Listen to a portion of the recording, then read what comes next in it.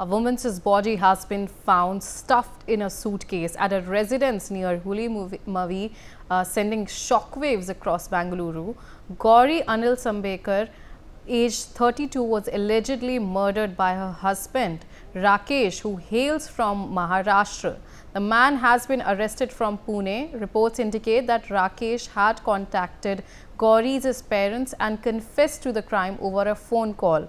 Following a tip-off on this from the Maharashtra police, the local police had reached the spot and launched an investigation. Forensics and crime teams had been deployed. Meanwhile, some breaking news coming in.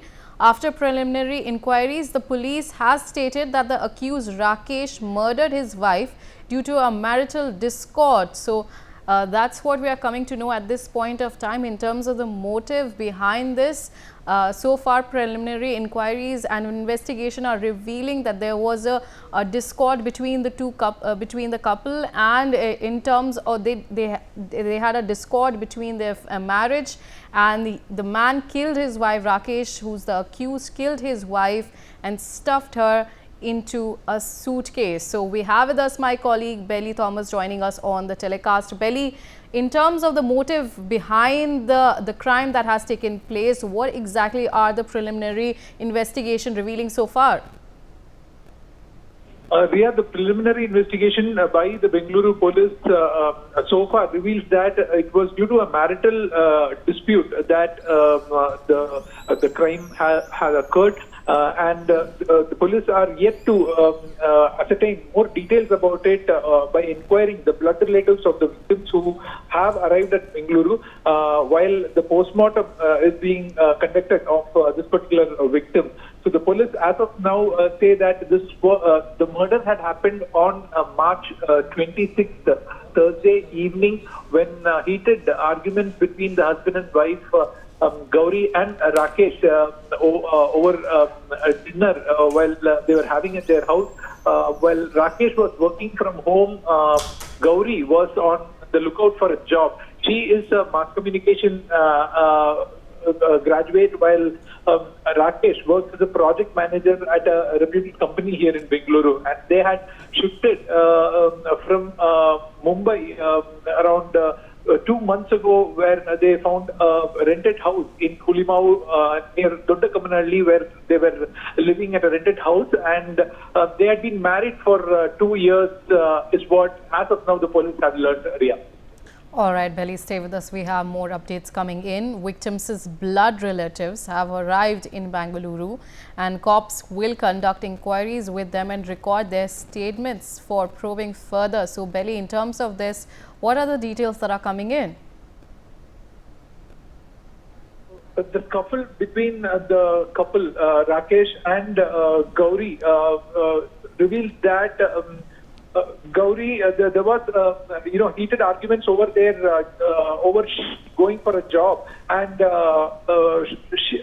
preliminary inquiries revealed that she at that time was in the kitchen, and she would have probably come to her husband threatening him with a knife, and as of now it looks like she had hurled the knife at the husband, and the husband got injured, and with that there was the scuffle became more intense and serious when they started beating up each other, and this could have led into this murderous assault, is what the police believe. But since matter has escalated so far, the police are also conducting inquiries with their blood relatives who have arrived in Bengaluru, and they would ascertain threadbare details from them as to what had happened since their wedding 2 years ago, Riya. Belly, stay with us. We also have with us Ellen Rao, former DCP Delhi, joining us on the telecast. Ellen Rao, in terms of a case like this, it's a very chilling case, and we've seen that the husband killed his wife, stuffed her in a suitcase. So when we're approaching a case like this, what are the angles one takes during the investigation? Good morning to you all. And this is really again a very serious incident which has been reported. And in such type of cases, the senior most officers, in Delhi itself, if I tell you that rank of inspector should have investigated, and there are orders that inspector not below the rank of inspector will investigate such cases, because inspector rank has got very good experience, and more importantly in such cases the evidence is very crucial. Collection of all evidences, physical evidence, circumstantial evidence, verbal evidence, scientific evidence, and CCTV footage, documentary evidence, whatever evidences are available, these are to be collected very scientifically, and then all these evidences are analyzed, and after a proper analyzing of these evidences, the accusation is made against the culprit, against the accused person, whosoever is involved in such type of cases, and after thorough investigation and early, very speedy investigation, the charge sheet is being filed.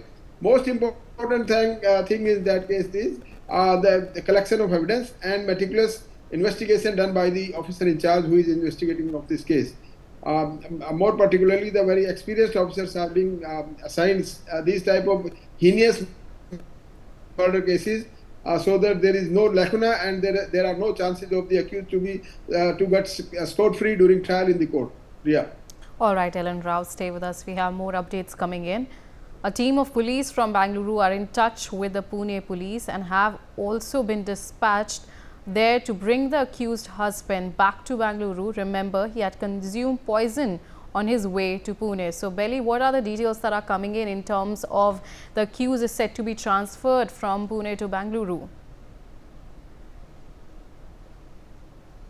Right after the Bengaluru police got to know about the incident from the house owner of this particular house where the couple was staying. The house owner told the police that his tenant, Rakesh, was in Mumbai, and he had called him to inform that there is a dead body inside their rented house.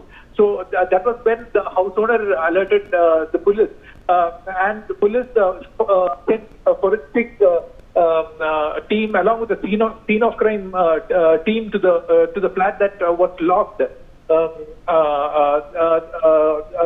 That they found locked. They had to break open the door, and then they found out, they were initially suspecting that there would be a suicide, someone hanging inside the house. But when they went inside, they found a suitcase inside the washroom, which they examined and found that there was a woman's body inside. And then that was the time when they registered a murder case. And then they immediately tried to contact her husband when they found out that his call detail record showed that he was somewhere in Mumbai and traveling to Pune. That was the time when Rakesh had consumed some substance like phenyl, which the police suspect, and that was the time he had also had informed the house owner and the victim's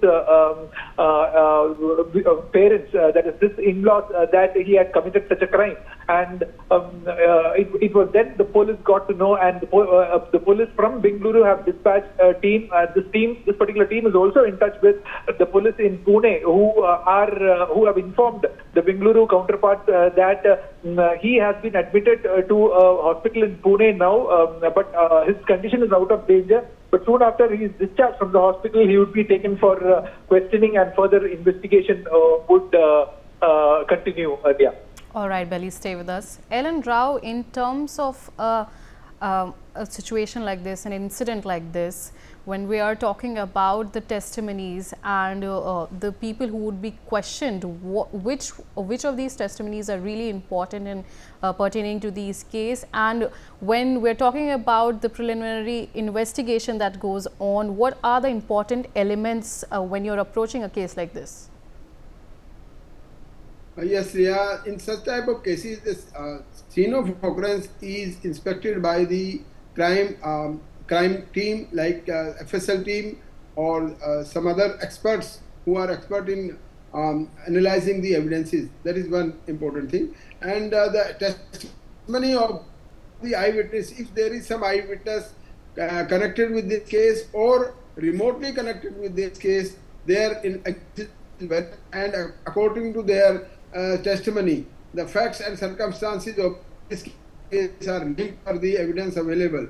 And also that testimony, if there is no any other eyewitness in that case, such type of case is called as blind case, means there is no eyewitness And in this case, I think that dead body was taken in the suitcase, and the CCTV footages of that premises or the where it was taken away. Then these CCTV footages, if they are having the clear face of that person, that is very important. And those CCTV footages are sent for forensic examination, whether these are correct and these are not edited version or sliced version.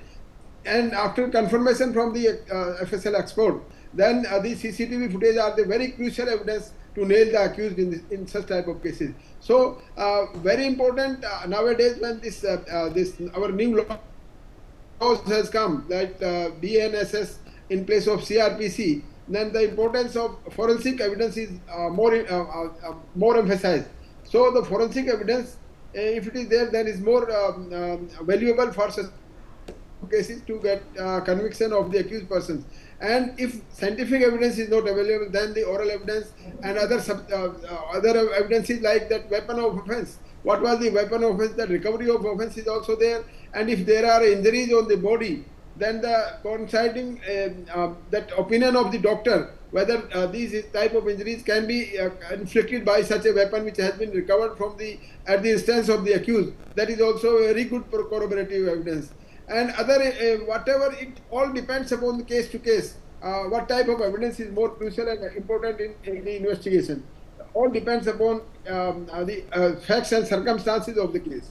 So one jacket formula cannot be given for every case. So each and every case has its own peculiarities, and accordingly the evidences are also searched for and analyzed as per the availability of these such type of evidences.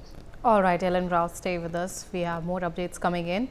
Accused husband Rakesh has been admitted to a hospital in Pune after he consumed phenyl in a bid to die by suicide. So, Belly, in terms of the accuser's attempt to die by suicide, what are the details that are coming in? What is the current status of the accused?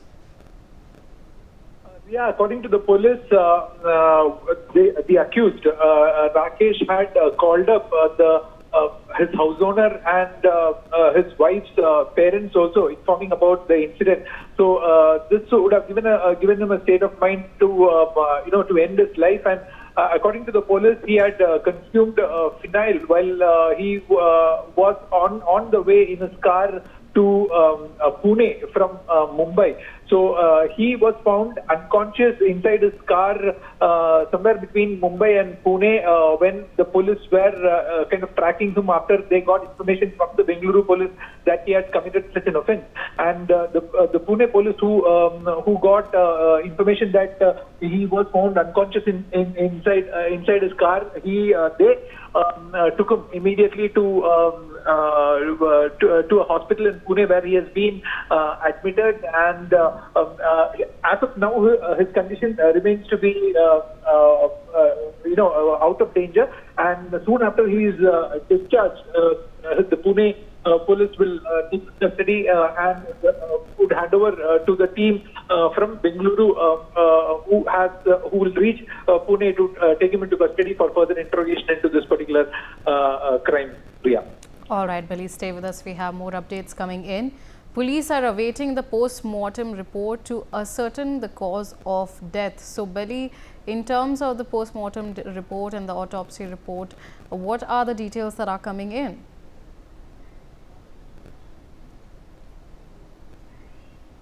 That learned about this murder, there were rumors that the woman's body was cut into 8 to 10 pieces and was stuffed into the suitcase. But soon after, the police broke open the door and entered, and they found this particular suitcase inside the washroom. They found out that the body was intact. There was no cut pieces, but only 3 stab injuries on her body. One was to her neck and one was to her trunk near the stomach, and there was one more wound which was a deep wound. But the body has been sent for postmortem, and only the postmortem report will reveal the exact cause of the death. But all these injuries inflicted looks likely to be caused by a kitchen knife, is what the police have learned. The police are yet to confiscate the murder weapon also, Ria. All right, Billy and Ellen Rao, thank you so much for joining us on the telecast.